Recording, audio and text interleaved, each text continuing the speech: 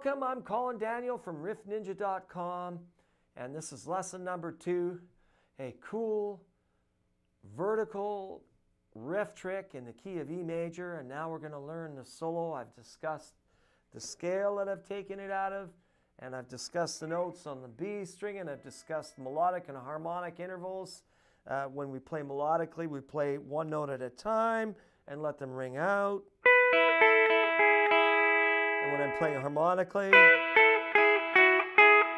notes are together. Just a little reminder, you know I'm a teacher, you got to give me a little bit of slack because I'm going to remind you of some things. And we're going to learn this solo, and I got a little bit of melodic and a little bit of harmonic and a little bit of a twist to it too, just for fun.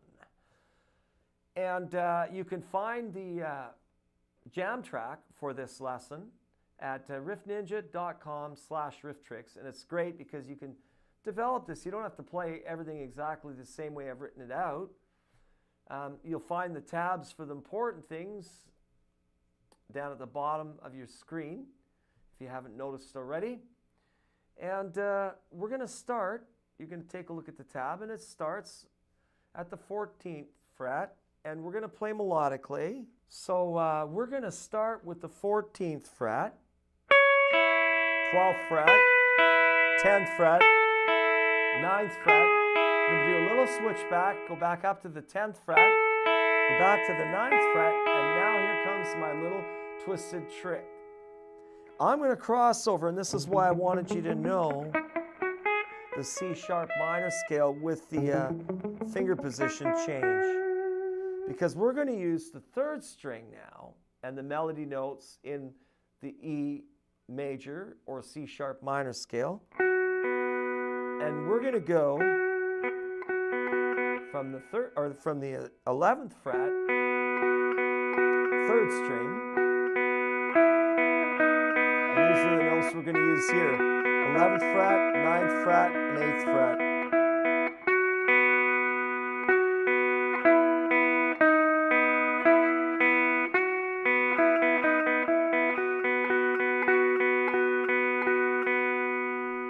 Cool? Yeah, so now what I'm doing is I'm picking the 3rd string and letting the B ring out, and I've cautioned you before, and I'm going to caution you now. One of the tricks to making this sound really full and rich is not having the fleshy edge of your finger touch the string that's droning out. That's the secret to playing a good drone. So you could just practice this to get used to it, because here I started you using the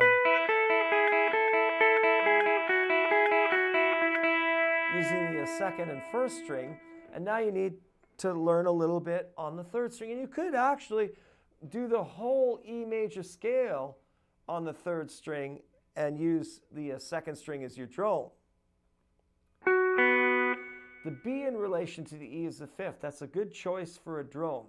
The E is a good choice because it's the 1 or the tonic, right? So I just thought I'd have a little fun with this and take it just a step further, right? So now we've got the 11th fret, the 9th fret, and the 8th fret. And you could use the jam track, and we'll do that right now. Use the jam track to just play with that. And you could switch, and what I think I'm going to do is I'm just going to take the notes out of the C sharp minor diatonic scale on the 2nd string. So that's 12th fret, 10th fret, and 9th fret. And that's B, A, and G sharp. And then I'm going to move over to the 3rd string, and I'm going to use the 11th fret, the 9th fret, and the 8th fret. I'm going to switch back and forth.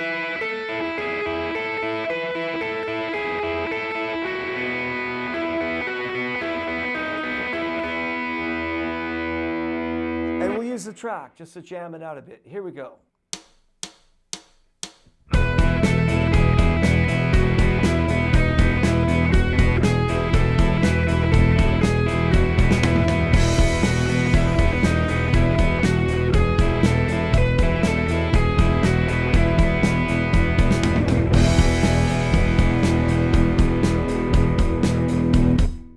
right, so all I did there was ascend and descend, first on the second string.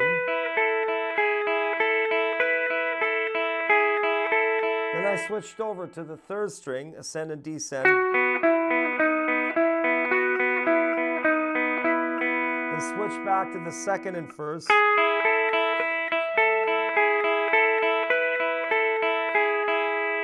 And it's just a way to practice to get used to the shift your melody line, so you can shift it over the third string, and it's good practice. And now let's go over the solo.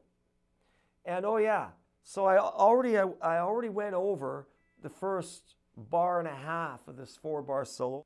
So we go 14th fret, 12th fret, 10th fret, 9th fret, 10th fret, 9th fret, and then we shift over to the third string. 11th fret, 9th fret, back up to the 11th, skip to the 8th fret, 9th fret, 11th, and now we end with 4 harmonic intervals, and it starts on the 12th fret and does this: 12th fret, 10th fret, 9th fret, 7th fret, and then I just strike the E chord to finish up.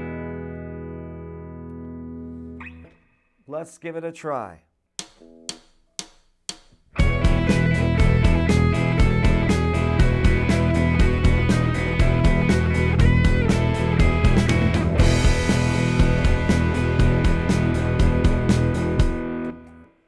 And that's what it sounds like. Now you could have a lot more fun with it than that.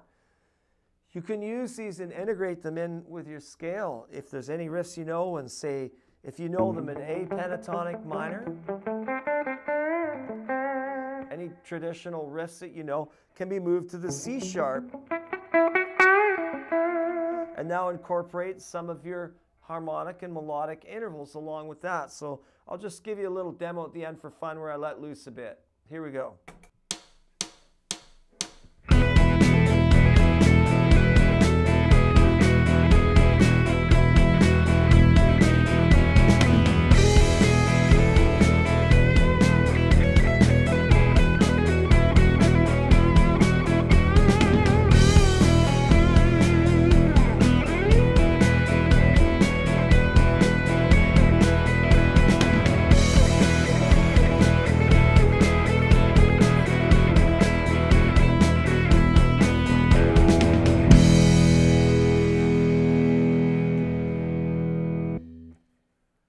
Boys and girls, thanks a lot for your time.